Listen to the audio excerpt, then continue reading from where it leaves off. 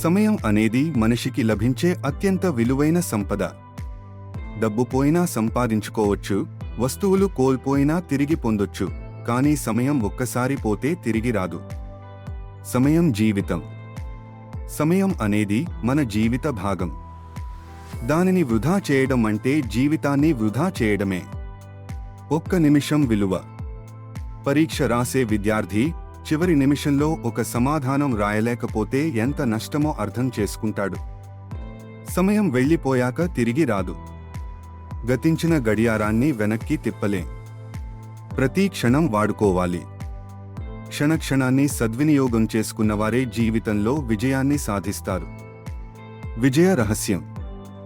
సమయాన్ని గౌరవించి సరిగ్గా ప్లాన్ చేసుకుని వాడినవారే విజయాన్ని అందుకుంటారు. మంచి మాట. సమయం వృధా చేసేవాడు తన జీవితాన్నే వృధా చేస్తున్నాడు.